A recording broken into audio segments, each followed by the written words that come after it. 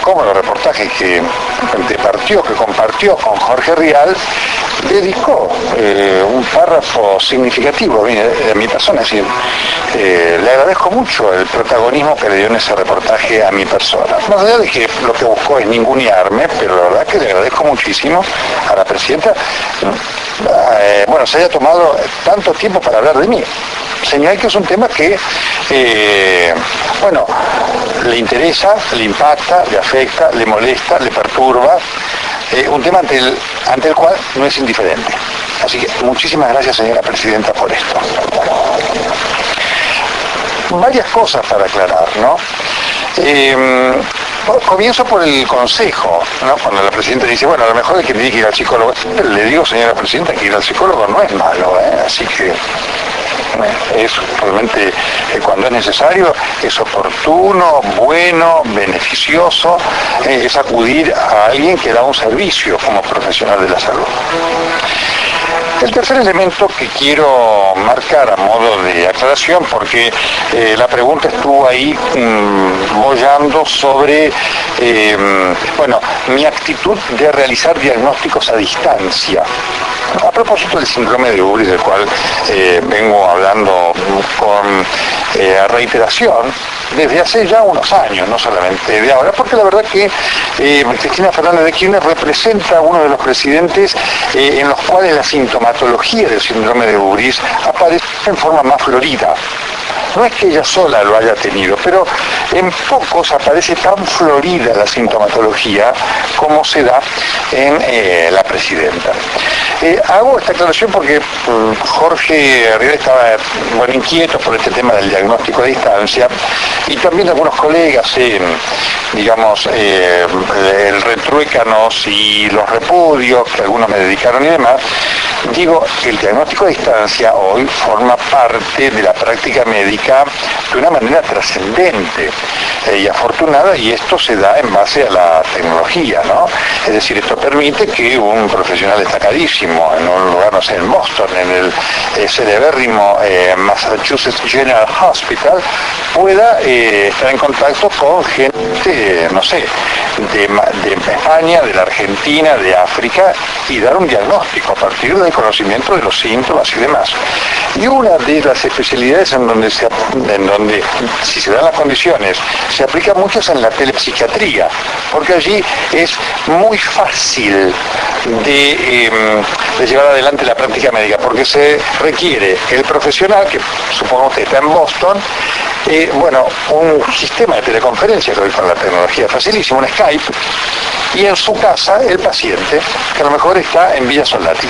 Y entonces el psiquiatra en Boston, si habla del paciente inglés, le dice tal cosa, esto, aquello, demás, y da un diagnóstico. Así que para los que están ahí tan apasionados con el tema del diagnóstico a distancia, hoy la medicina ha avanzado enormemente y le debemos una enorme gratitud, y esto permite poner a profesionales de primer nivel con gente para los cuales tal vez esos profesionales serían inalcanzables. La literatura es abundante, así que si quieren yo les doy la cita bibliográfica, no los voy a aburrir, así que, pero no por Google, por Google es abundante también, pero le digo las citas bibliográficas de los journals de medicina importantes. El cuarto punto que quiero marcar, lo hago, le confieso, siempre con pena y algún pudor, pero la presidenta con sus actitudes me obliga a hacerlo, porque en algún momento la presidenta dijo, y de Néstor, ¿cuántos hablaron? Que me acuerdo de uno que habló, que decía que tenía un cáncer de colon y que esto, que aquello, los disparates que se dijeron y demás a propósito de su salud, que seguramente es cierto. Lo que no dijo la presidenta, y esto siempre ocurre así, la presidenta da una versión parcial de las cosas y cada vez más deformada de la realidad, es que hubo quien pronunció la muerte de Néstor Kirchner, y me tocó a mí esa ingrata tarea, y fue por hacer un diagnóstico y un pronóstico a distancia, por conocer lo que le pasaba a Néstor Kirchner, por lo que había sucedido y por lo que yo no sé si Néstor Kirchner sabía y si la presidenta sabía. Néstor Kirchner tuvo en el año 2010, en febrero, una suboclusión carótida derecha. Tuvo después, en septiembre del mismo año, es decir, 7 meses después, una suboclusión de la arteria coronaria descendente anterior, y había tenido, Néstor Kirchner había aparecido en las tomografías un antecedente de un infarto pequeño en una zona muda del cerebro, cosa que yo supe. Y por supuesto, en conocimiento de esto, en un programa de televisión, en TN, al cual había venido Alberto Fernández precisamente, yo alerté y dije, en ese momento yo me refería a Kirchner como el expresidente en funciones, dije, señor expresidente en funciones, cuide su salud, cuide su salud. Usted es un paciente de alto riesgo. Porque así lo marcan las estadísticas y los estudios cardiológicos, ¿no es cierto? Los pacientes, Néstor Kirchner padecía una enfermedad plurivascular. ¿Qué significa una enfermedad plurivascular? Una enfermedad que afecta varios vasos del organismo, la arteria coronaria, la arteria carótida, las arterias del cerebro, y esos enfermos son enfermos de alto riesgo. Cuando esos pacientes sufren 2 episodios de suboclusión en un periodo no inferior a 7 meses, tienen entre un 37 a un 40% más de probabilidad de vida, de muerte. Y Néstor Kirchner estaba en eso. Era un paciente de altísimo riesgo. Cuando yo hice ese comentario, desde las fuentes oficiales, y por supuesto alentadas por la Casa de Gobierno, se desató una enorme furia que generó un segmento en 678 llamado el papelón de Nelson Castro, en donde aparecía yo diciendo, señor presidente, expresidente en funciones, cuide su salud, su vida está en riesgo, palabras más, palabras menos, y después aparecía Néstor Kirchner, a quien le preguntaba, ¿cómo está usted? Perfecto, bárbaro. Entonces decían el papelón de Nelson Castro. Cosa de lamentablemente corta vida. La exactitud de mi pronóstico fue tremenda, para mí triste, y un mes y pico después Néstor Kirchner murió. Por supuesto nadie pidió disculpas ni nada por el estilo. De eso la presidenta no habló, de ese acierto del cual por supuesto yo no me enorgullezco. Es parte de mi trabajo.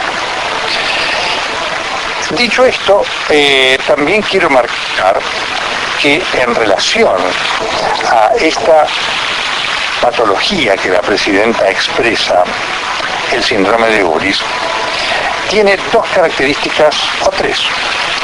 Primero, que los síntomas son muy fácilmente evidentes. ¿Por qué? Porque el síndrome de Uris está definido como una afección de las conductas de las personas que están en el poder. Por lo tanto, dura mientras la persona tiene poder. Y tiene que ver con su conducta pública. Por ejemplo, cuando yo digo uno de los síntomas, la persona cree que la realidad es como ella cree que es y no la que es, ¿alguien puede negar que esto lo padece Cristina cuando dice, por ejemplo, que el cepo no existe? Yo voy con los síntomas claros, ¿no es cierto? Cuando la persona que está en el poder cree que ella es la dueña absoluta de la verdad y los errores son de todos los otros y ella acierta, ¿alguien puede contradecir esto? Cuando uno la escucha ayer hablar a la presidenta en los reportajes, uno ve que todas las culpas son de los otros. Son de los otros. ¿Quién firmó Cablevisión? No, Néstor porque fue víctima de Alberto Fernández. Yo no, yo me opuse. Nadie se enteró que se opuso. Y no me voy a ir con los 14 síntomas del síndrome de Uris porque si no los aburro. Los tiene prácticamente todos. No se necesita estar en un consultorio para diagnosticar este mal del poder. Se lo hace a través de la evaluación de las conductas públicas de la persona. Pero, dicho esto, le digo a la señora presidenta, y para todos los que la quieren, con sincero afecto y que la siguen, con toda legitimidad, de quienes respeto, quédense tranquilos. Por eso, yo ayer decía, alguien me decía, no, ¿se la mandaste al psicólogo? No la mandé al psicólogo a la presidenta. ¿Cómo voy a hacer eso? Si para el Ubris no hace falta ningún psicólogo. El síndrome de Ubris, afortunadamente, lo digo para la presidenta y para la gente, tiene cura. Se cura el mismo día que la persona deja el poder. Así que el 10 de diciembre del 2015, tipo mediodía, Cristina estará curada. Qué lindo es dar buenas noticias. Nelson Castro, gente de palabra.